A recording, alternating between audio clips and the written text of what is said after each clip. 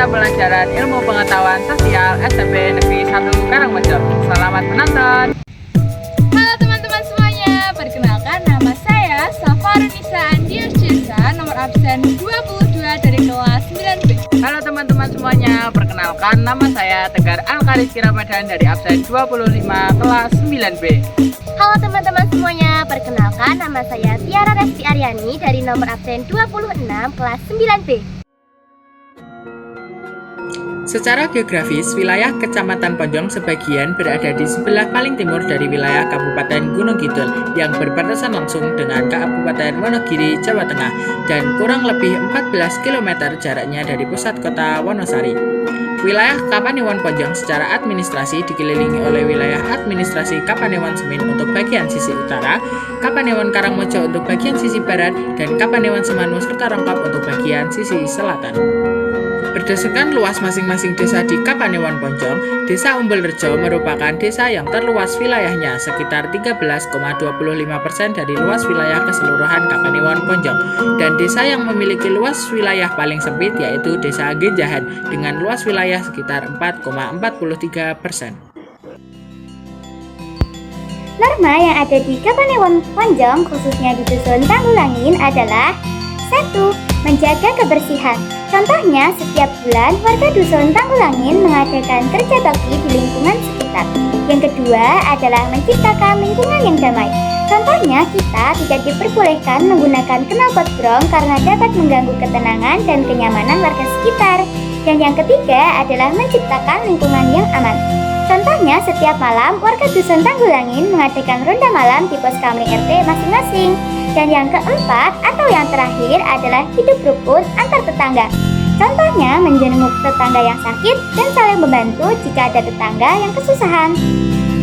Kira-kira ada nggak sih tradisi di Kapanewon Ponjong? Ternyata ada loh tradisinya. Tradisinya adalah kenduri malam atau selikuran. Kenduri malam atau selikuran adalah momen di mana masyarakat berkumpul bersama untuk mengadakan kenduri dan doa bersama sambil membawa nasi dan lauk sebagai simbol kebersamaan dan keikhlasan. Pecel merupakan makanan khas suku Jawa yang berasal dari daerah istimewa Yogyakarta, Jawa Tengah atau Jawa Timur, yang pasti dari suku daerah tradisional Jawa. Setiap daerah mengembangkan pecel dengan selera dan kekhasannya masing-masing, mulai dari variasi isi hingga kecenderungan rasa yang berbeda. Di Kapanewon Ponjong, bumbu pecel akan terasa lebih manis, sedangkan di wilayah lainnya akan menyesuaikan dengan lingkungan yang ia tinggali.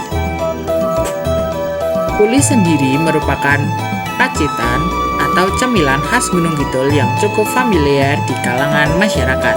Makanan yang bentuknya mirip nasi ketan ini berbahan dasar nasi yang dipadatkan menggunakan bahan pengenyal. Bisa dikatakan bahwa puli adalah makanan pengganti nasi. Untuk itu, sama seperti fungsi nasi, kudapan ini biasa dinikmati dengan beragam jenis lauk seperti tempe, tahu, serundeng, atau kelapa parut goreng, dan aneka jenis gorengan. Kendati demikian, secara umum, masyarakat Gunung Kidul mengonsumsi puli dengan menikmatinya menggunakan pecel.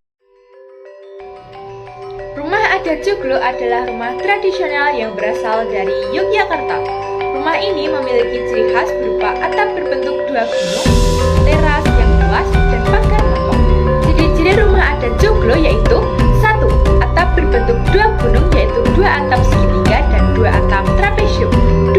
Tempat yang utama di tengah rumah yang disebut sokok guru. 3. Teras yang luas dan tidak bersekat. 4. Pintu utama terletak di tengah rumah. 5. Ruangan khusus bernama gedongan. Filosofi rumah adat Joglo yaitu 1. Rumah Joglo menggambarkan status sosial pemiliknya. 2. Teras yang luas untuk berinteraksi dengan tetangga. 3. Pintu utama di tengah rumah menggambarkan kedekatan dengan tamu. Gagrag Yogyakarta merupakan pakaian adat daerah istimewa Yogyakarta sebagai simbol identitas dan kebanggaan budaya.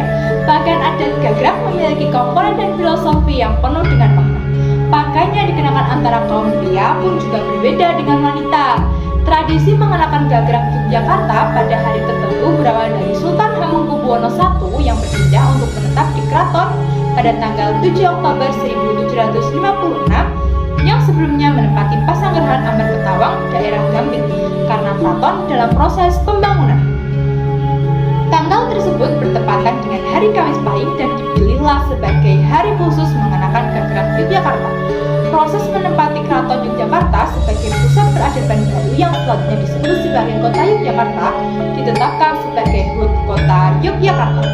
Namun pada bulan Januari 2024, pemerintah Yogyakarta secara resmi mengumumkan penyesuaian hari gagrak Yogyakarta dari Kamis Pahing menjadi Kamis Pon.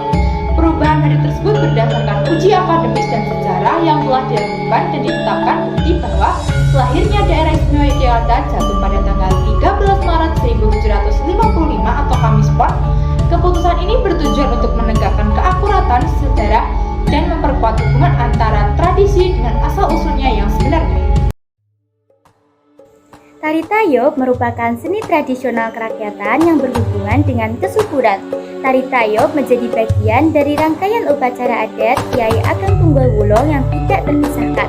Tari Tayub hadir dan tumbuh berkembang di kalangan masyarakat petani.